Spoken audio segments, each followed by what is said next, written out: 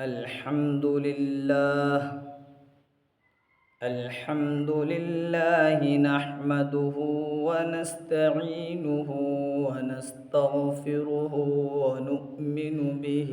ونتوكل عليه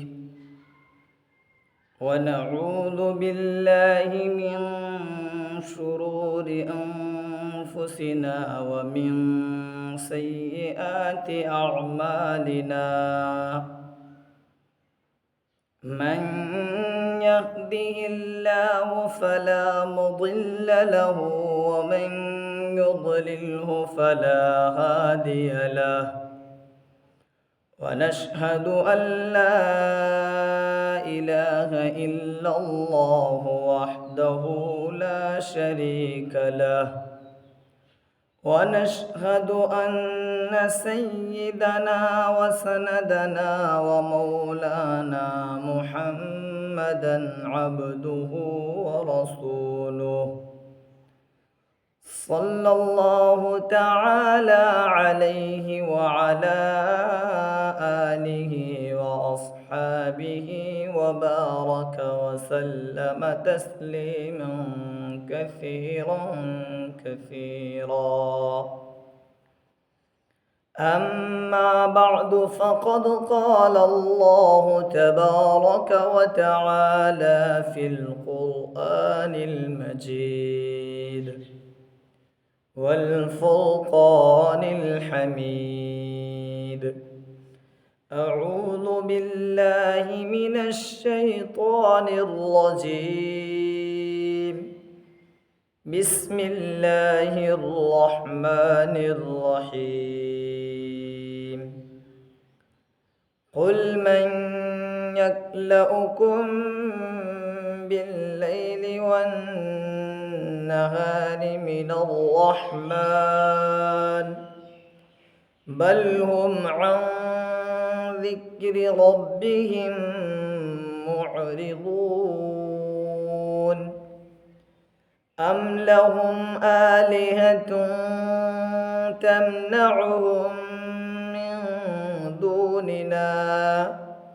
لا يستطيعون نصر أنفسهم ولا هم منا يصحبون. بل متعنا هؤلاء وآباءهم حتى طال عليهم العمر أفلا يرون أنا نأتي الأرض ننقصها من أطرافها أفهم الغالبون. قل إنما أنذركم بالوحي ولا يسمع الصم الدعاء إذا ما ينذرون. ولئن مستهم نفحة من عذاب ربك ليقولن يا ويلنا إنا كنا ظالمين. ونضع الموازين القسط ليوم القيامة فلا تظلم نفس شيئا وإن كان مثقال حبة من خردل أتينا بها وكفى بنا حاسبين. ولقد آتينا موسى وهارون الفرقان وضياء وذكرا للمتقين الذين يخشون ربهم بالغيب وهم من الساعة مشفقون. وهذا ذكر مبارك أنزلناه أفأنتم له منكرون. صدق الله العلي العظيم. وبلغنا رسوله النبي الأمي الكريم، ونحن على ذلك لمن الشاهدين والشاكرين، والحمد لله رب العالمين. اللهم صل على محمد وعلى آل محمد، كما صليت على إبراهيم وعلى آل إبراهيم إنك حميد مجيد. اللهم بارك على محمد وعلى آل محمد، كما باركت على إبراهيم وعلى آل إبراهيم إنك حميد مجيد. محترم و مکرم معزز ناظرین کرام و حضرات سامعین عظام، جیسا کہ آپ بخوبی واقف ہیں اس بات سے کہ تفسیری ویڈیو کے اندر فی الحال سورۃ الانبیاء کی تفسیر کا سلسلہ چل رہا ہے۔ گزشتہ آیات میں یعنی کل سے پہلے جو تقریباً 4-5 دن پہلے تفسیر کی گئی تھی،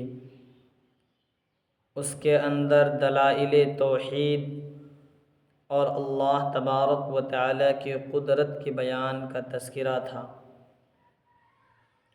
اور گزشتہ کل جو آپ کے سامنے تفسیر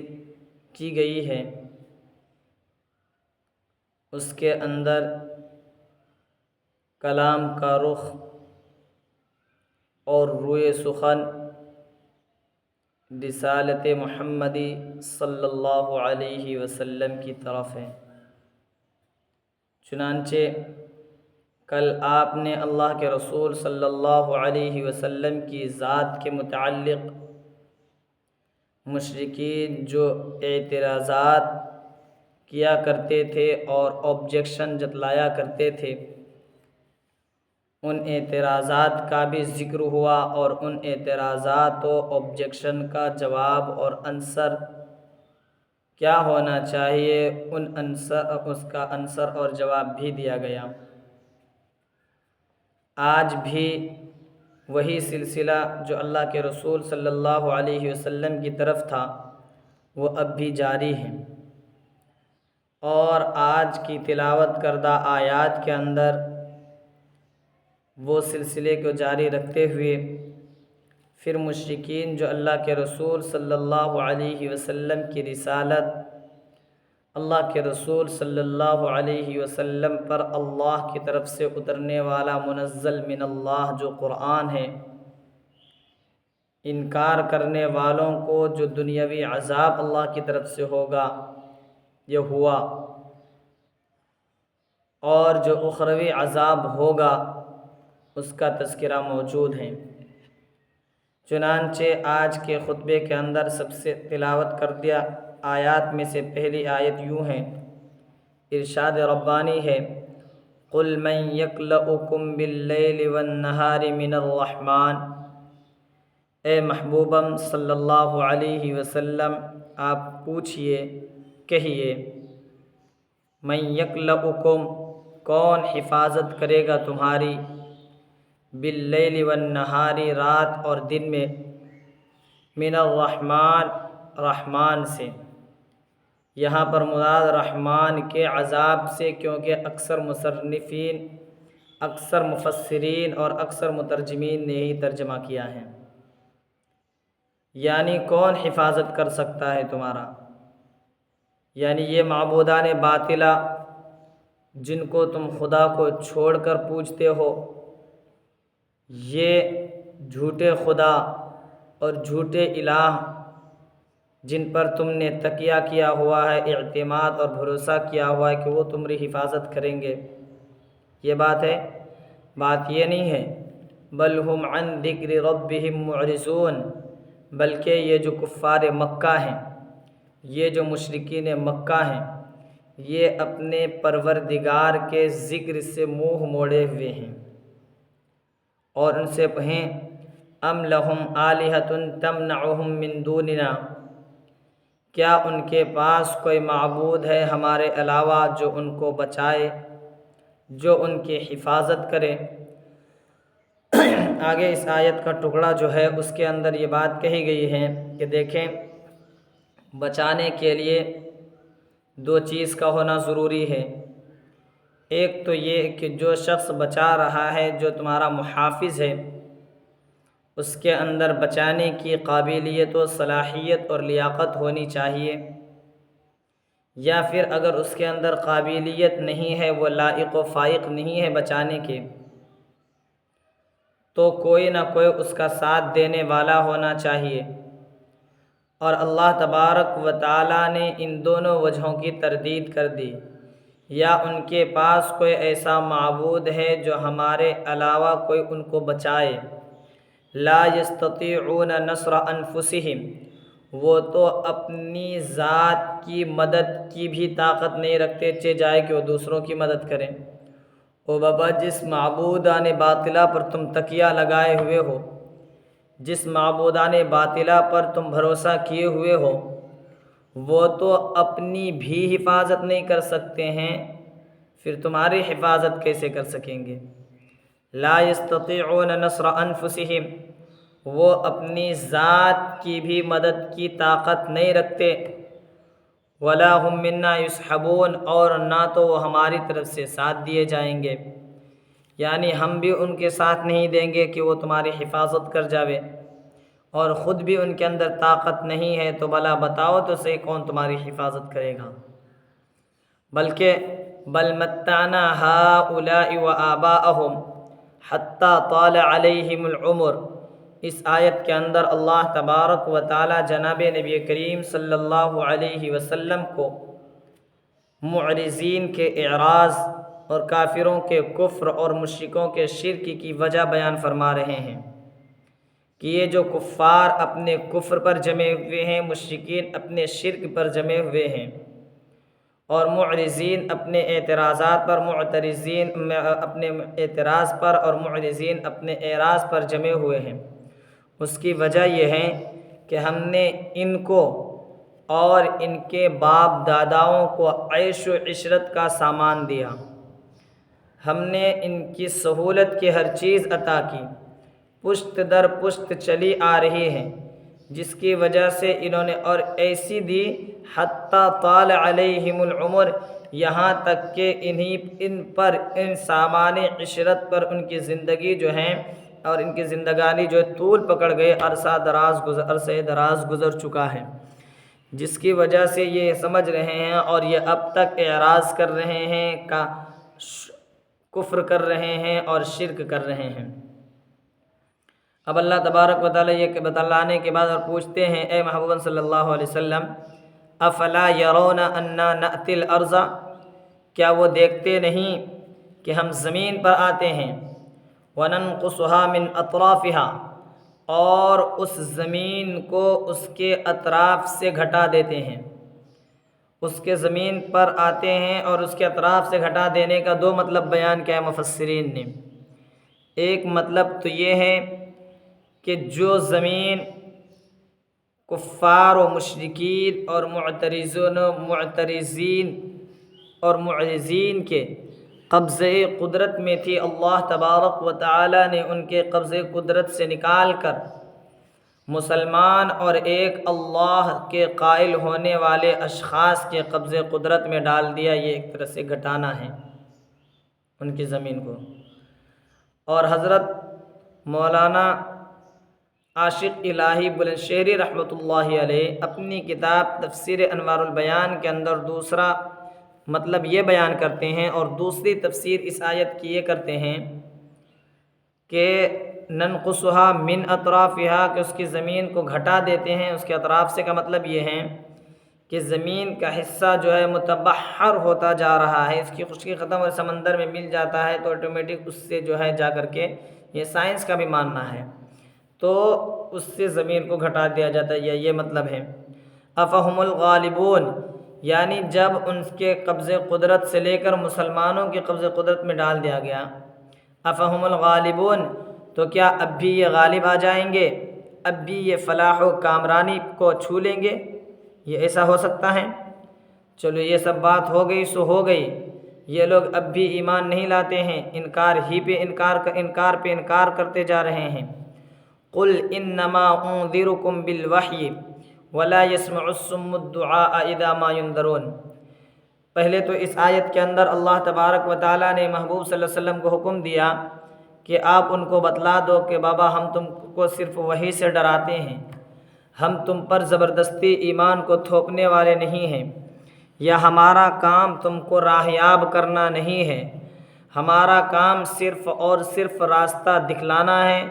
راستے پر آنا تمہارا کام اور راستے پر لانا یہ رب باری تعالیٰ کا کام ہے۔ تو چنانچہ اور ساتھ ساتھ میں یہ بھی بیان فرمایا، یہ تو آپ کہہ دیجئے محمد صلی اللہ علیہ وسلم، اور آپ صلی اللہ علیہ وسلم کی تسلی کے لیے یہ بھی کہہ دیا، اور یاد رکھیے جو لوگ دل کے بہرے ہوتے ہیں، یعنی جن کو سننے کی چاہت نہیں ہوتی، جن کو اپنے آپ کو بدلنے کی چاہت نہیں ہوتی، جب ان کو ڈرایا جاتا ہے تو پکارنے والے کی پکار کو سنتا بھی نہیں، لہٰذا آپ جب دعوت دیں گے ان کو چاہتے نہیں ہوگی تو وہ سنیں گے ہی نہیں۔ اسی کو فرمایا قل انما انذرکم بالوحی، اے محبوبم صلی اللہ علیہ وسلم آپ فرما دیجئے کہ میں تم کو وحی کے ذریعے ڈراتا ہوں۔ قل ولا يسمع الصم الدعاء، اور بہرے لوگ تو پکار کو سنتے نہیں ہیں، اذا ما ينذرون، دعاء اذا ما ينذرون، جبکہ ان کو ڈرایا جاتا ہے۔ وَلَئِن مَّسَّتْهُمْ نَفْحَةٌ مِّنْ عَذَابِ رَبِّكَ لَيَقُولُنَّ يَا وَيْلَنَا إِنَّا كُنَّا ظَالِمِينَ۔ یہ تمام جو عذاب تھا کفار کے اوپر اور مشرکین کے اوپر، وہ دنیاوی عذاب کا تذکرہ ہوا۔ اب آگے اللہ تبارک و تعالی اخروی عذاب کا تذکرہ فرماتے ہیں، یا پھر اسی طرح سے اس کے اندر بھی ایک طرح سے دنیاوی عذاب بھی مانا جا سکتا ہے۔ چنانچہ ارشاد ربانی وَلَئِن مَّسَّتْهُمْ نَفْحَةٌ مِّنْ عَذَابِ رَبِّكَ، اور اگر ان کو پہنچ جائے آپ کے پروردگار کے عذاب کا ایک جھونکا، پورا عذاب نہیں بلکہ عذاب کا ایک جھونکا بھی پہنچ جائے ان کو، تو وہ کہتے ہیں یا ویلنا انا کننا ظالمین، ہائے ہماری شامت، ہائے ہماری کمبختی، ہم تو تھے ہی ظالم، ہم تو تھے ہی خطاوار و قصوروار اور دوشی،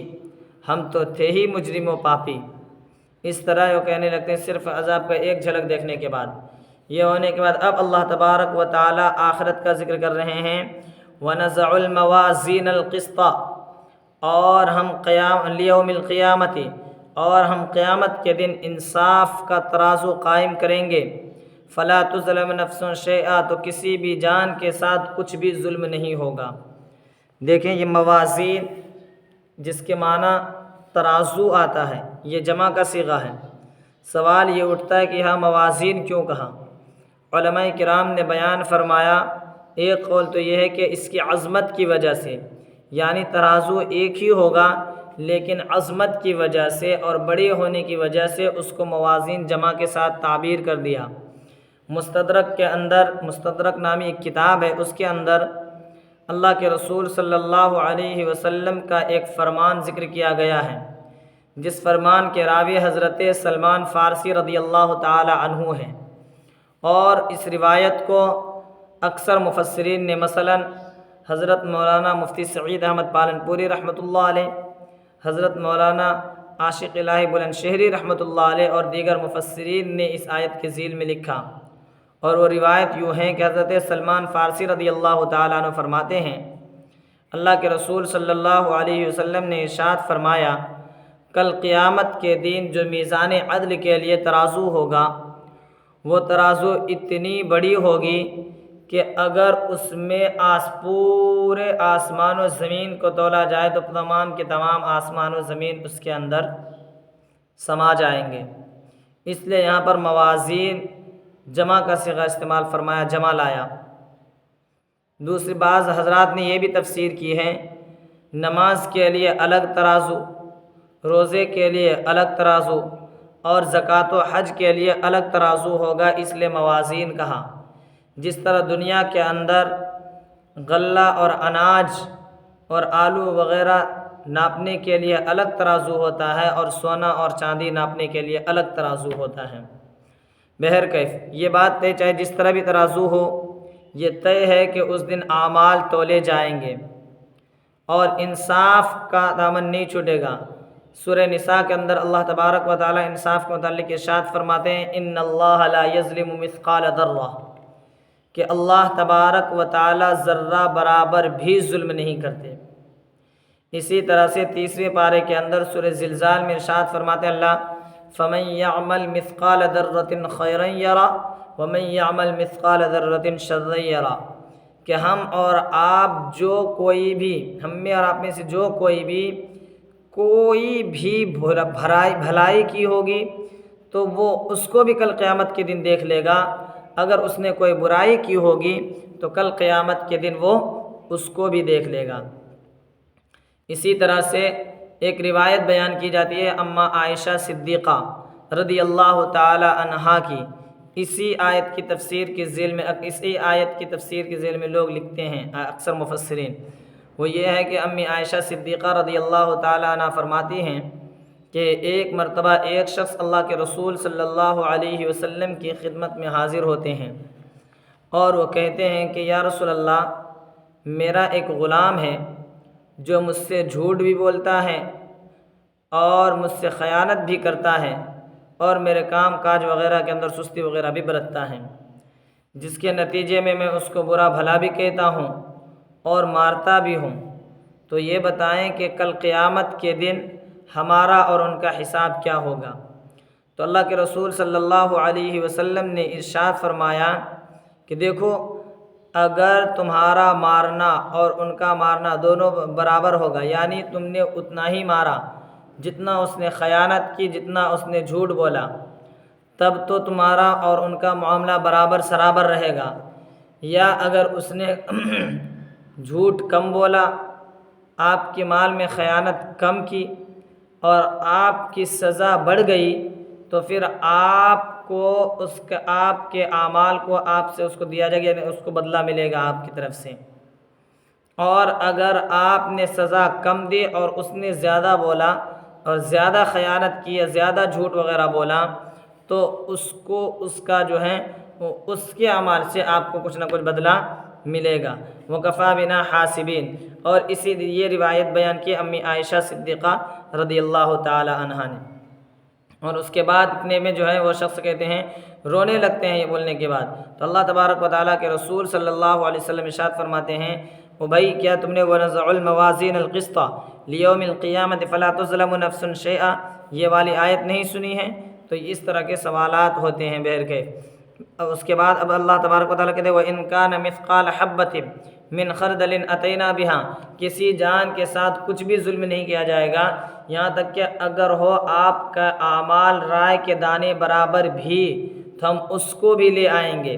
یعنی اگر آپ، اس سے پتہ چلتا ہے، حضرت مولانا مفتی سعید احمد پالن پوری رحمۃ اللہ علیہ اپنی کتاب تفسیر ہدایت القرآن کے اندر لکھتے ہیں، اس آیت سے ہمیں یہ سبق ملتا ہے کہ ہمیں چھوٹے سے چھوٹی نیکیوں کو بھی کمتر نہیں سمجھنا چاہیے، بلکہ چھوٹی سے چھوٹی نیکیوں کو بھی کر گزرنا چاہیے، کیونکہ قطرہ قطرہ دریا شود، تھوڑا تھوڑا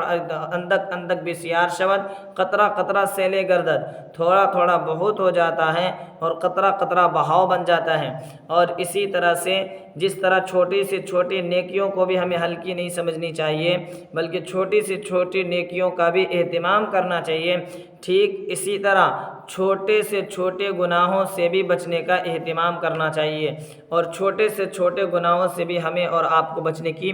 کوشش کرنی چاہیے، کیونکہ گھر کو جلانے کے لیے پورا ایک بڑا گولا یا آگ کے شعلے کا ہونا ضروری نہیں، بلکہ گھر کو جلانے کے لیے آگ کی ایک چنگاری بھی کافی ہو جاتی ہے۔ اس لیے حتی الامکان جتنا ہو سکے چھوٹے سے چھوٹے گناہوں سے بھی ہم بچیں گے اور چھوٹی سے چھوٹی نیکیوں کو بھی انشاءاللہ تبارک و تعالی ہم اپنائیں گے۔ اس کے بعد اخیر میں اب اللہ تبارک و تعالی قرآن کو ذکر فرماتے ہیں اور قرآن کی حقانیت و صداقت اور ان کی سچائی کو بیان فرماتے ہیں، اور اس کے لیے مثال میں، تمثیل میں اور ان کے لیے تمہید میں اللہ تبارک و تعالی اپنی کتاب تورات کا ذکر فرماتے ہیں۔ چنانچہ ارشاد ربانی ہے، وَلَقَدْ آتَيْنَا مُوسَىٰ وَهَارُونَ الْفُرْقَانَ وَضِيَاءً وَذِكْرًا لِّلْمُتَّقِينَ، اور ہم نے موسیٰ اور ہارون علیہم السلام کو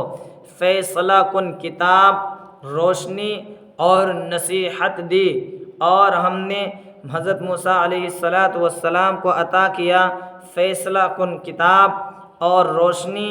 اور نصیحت ان متقیوں کے لیے الذین یخشون ربهم بالغیب وهم من الساعة مشفقون، جو اپنے پروردگار سے بغیر دیکھے ڈرتے ہیں اور جو قیامت سے بھی ڈرتے ہیں، ان کے لیے نصیحت ہے۔ یہاں پر اللہ تبارک و تعالی نے موسیٰ علیہ السلام کو کتاب دینے کا ذکر فرمایا، الفرقان۔ یہاں پر فرقان سے مراد بعض مفسرین نے فرقان کے متعلق دو تفسیریں ملتی ہیں۔ ایک تفسیر کا قول یہ ہے کہ اس سے مراد تورات نامی کتاب ہے، جو کہ حق کو باطل سے اور باطل کو حق سے، صحیح کو غلط سے اور غلط کو صحیح سے جدا کرنے والی تھی، فیصلہ کرنے والی تھی۔ اس لیے تورات کی کتاب کو، اس کے صفات کو ذکر کیا اور موصوف کو یہاں سے ہٹا دیا، یعنی فیصلہ کن کتاب دیا۔ اور بعض مفسرین نے کہا کہ نہ، فرقان سے مراد یہاں پر توریت نہیں، بلکہ فرقان سے مراد اللہ کی مدد ہے، جیسا کہ اللہ تبارک و تعالیٰ کی مدد حضرت موسیٰ علیہ السلام کی شامل حال رہی۔ مثلا جب آپ کی پیدائش ہوئی تو اس وقت بھی شامل حال رہی، جب آپ کے پرورش کی بات آئی اس وقت بھی شامل حال رہی، جب فرعون سے اور ان کے لشکروں سے مڈ بھیڑ ہوا اس وقت بھی اللہ کی مدد شامل حال رہی، جب فرعون اور ان کا جب دریا کے پاس آنا ہوا تو اس وقت بھی آپ کے اللہ کی مدد آپ کے شامل حال رہی۔ یہ بھی مراد ہے۔ وَضِيَاءً، اور وہ روشنی ہے، یعنی یہ جو تورات والے تھے ان کو ماننے والے تھے، یہ روشنی تھی، روشنی بھی اس کے اندر، وَذِكْرًا لِّلْمُتَّقِينَ، اور اس کتاب کے اندر نصیحت ہے۔ یوں تو کتاب ہر ایک کے لیے نصیحت ہوا کرتی ہے، لیکن بطور خاص ان متقیوں کے لیے نصیحت ہے جو اللہ سے ڈرتے ہیں، جو اللہ کا خوف اپنے دل میں سمائے ہوئے ہیں، اور اللہ سے ہی ڈر کی وجہ سے وہ قیامت کے دن سے بھی خوف زدہ ہوتے ہیں، کیونکہ قیامت کے دن ان کے اعمال کی پیشی ہوگی، ان کا حساب و کتاب ہوگا اور ان کے لیے جنت جہنم وغیرہ کا فیصلہ کیا جائے گا، اس لیے اس سے بھی وہ ڈرتے ہیں۔ پھر دوسری آخر میں والی جو آیت لائے اللہ تبارک و تعالیٰ، اب اس میں قرآن کا ذکر کر رہے ہیں، وَهَذَا ذِكْرٌ مُبَارَكٌ أَنزَلْنَاهُ، اور یہ ایک بابرکت نصیحت ہے، یعنی یہ قرآن بھی ایک بابرکت نصیحت ہے جس کو ہم نے اتارا۔ یعنی تم یہ مانتے ہو اے مشرکو کہ تورات اللہ نے اتاری، یہ تورات اللہ کی کتاب ہے، وہ روشنی ہے اور نصیحت ہے وغیرہ وغیرہ، تو قرآن کو بھی مانو نا۔ جس اللہ نے توریت کو اتارا وہی اللہ تبارک و تعالی اس کو بھی اتار رہے ہیں۔ تو انہوں نے فرمایا وَهَذَا ذِكْرٌ مُبَارَكٌ أَنزَلْنَاهُ أَفَأَنْتُمْ لَهُ مُنْكِرُونَ، اور یہ ایک مبارک نصیحت ہے جس کو ہم نے اتارا، أَفَأَنْتُمْ لَهُ مُنْكِرُونَ، تو کیا تم اب بھی انکار کرنے ہی والے رہو گے؟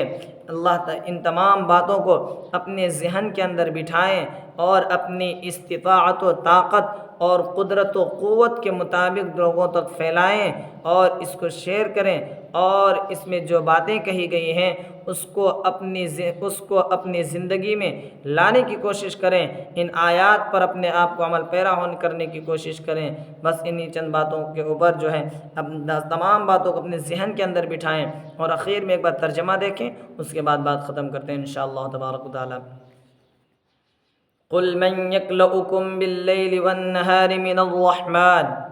اے محبوبم صلی اللہ علیہ وسلم آپ فرما دیجئے، کون تمہاری حفاظت کرے گا رات و دن رحمان کے عذاب سے؟ بل ہم عن ذکر ربہم معرضون، بلکہ وہ کافر و مشرک اپنے پروردگار کے ذکر سے منہ موڑے ہوئے ہیں۔ ام لہم آلہۃ تمنعہم من دوننا، کیا ان کے پاس ہے کوئی ایسا معبود جو بچائے ان کو ہمارے سوا؟ لا یستطیعون نصر انفسہم ولا ہم منا یصحبون، ارے وہ معبودان باطلہ تو اپنی ذات کی مدد کی بھی طاقت نہیں رکھتے ہیں اور نہ ہی وہ ہماری طرف سے ساتھ دیے جائیں گے۔ بل متعنا ہؤلاء وآباءہم حتی طال علیہم العمر، بلکہ ہم نے ان کو اور ان کے باپ داداؤں کو عیش و عشرت کا سامان دیا، یہاں تک کہ ان پر زندگانی طویل ہو گئی، لمبی ہو گئی، دراز ہو گئی۔ افلا یرون انا نأتی الارض، کیا وہ دیکھتے نہیں کہ ہم آتے ہیں زمین میں، وننقصها من اطرافها، اور اس زمین کو گھٹاتے ہیں اس کے اطراف اور اس کے کنارے سے۔ افہم الغالبون، تو کیا یہ غالب آ جائیں گے؟ قل انما انذرکم بالوحی، اے محبوبم صلی اللہ علیہ وسلم آپ فرما دیجئے کہ میں تم کو ڈراتا ہوں وحی کے ذریعے بس۔ ولا يسمع الصم الدعاء اذا ما ينذرون، اور دل کے بہرے لوگ پکار کو نہیں سنتے ہیں جب کہ وہ ڈرائے جاتے ہیں۔ وَنَضَعُ الْمَوَازِينَ الْقِسْطَ لِيَوْمِ الْقِيَامَةِ فَلَا تُظْلَمُ نَفْسٌ شَيْئًا، اور اگر پہنچ جائے آپ کے پروردگار کے عذاب کا ایک جھونکا ان کو، لَيَقُولُنَّ يَا وَيْلَنَا، تو وہ ضرور بھی ضرور کہیں گے ہماری شامت ہے، ہائے ہماری کمبختی، اِنَّا كُنَّا ظَالِمِينَ، ہم تو تھے ہی ظالم، ہم تو تھے ہی قصوروار، مجرم و پاپی اور گنہگار۔ وَنَضَعُ الْمَوَازِينَ الْقِسْطَ لِيَوْمِ الْقِيَامَةِ فَلَا تُظْلَمُ نَفْسٌ شَيْئًا، اور ہم قیامت کے دن انصاف کا ترازو قائم کریں گے، سو کسی جان کے ساتھ کچھ بھی ظلم نہیں کیا جائے گا۔ وَإِن كَانَ مِثْقَالَ حَبَّةٍ مِّنْ خَرْدَلٍ أَتَيْنَا بِهَا، اور اگر ہوگا اعمال رائے کے دانے کے برابر بھی تو ہم اس کو لے آئیں گے۔ وَكَفَى بِنَا حَاسِبِينَ، اور ہم حساب لینے کے لیے کافی ہے، یعنی میرے بعد حساب اور فیصلے کی کوئی ضرورت نہیں۔ وَلَقَدْ آتَيْنَا مُوسَى وَهَارُونَ الْفُرْقَانَ، اور ہم نے موسیٰ اور ہارون علیہ السلام کو یقیناً فیصلہ کن کتاب عطا کی، وَضِيَاءً وَذِكْرًا لِّلْمُتَّقِينَ، اور روشنی اور نصیحت عطا کی ان متقیوں کے لیے، الذین یخشون ربہم، جو ڈرتے ہیں اپنے پروردگار سے، بالغیب، بن دیکھے، وہم من الساعۃ مشفقون، اور قیامت سے بھی خوف زدہ ہیں۔ وہذا ذکر مبارک انزلناہ، اور یہ ایک بابرکت نصیحت ہے جس کو ہم نے اتارا۔ افانتم لہ منکرون، تو کیا تم اب بھی انکار کرنے والے ہی رہو گے؟ اللہ تبارک و تعالی ہمیں اور آپ کو کہنے سننے سے زیادہ عمل کرنے کی توفیق عطا فرماوے، آمین۔ اقول قولی ھذا واستغفر اللہ لی ولکم ولسائر المسلمین فاستغفروہ انہ هو الغفور الرحیم، وآخر دعوانا ان الحمد للہ رب العالمین۔ سبحان اللہ وبحمدہ، سبحانک اللہم وبحمدک، ونشہد ان لا الہ الا انت، ونستغفرک ونتوب الیک۔ سبحان ربک رب العزة عما یصفون، وسلام علی المرسلین، والحمد للہ رب العالمین۔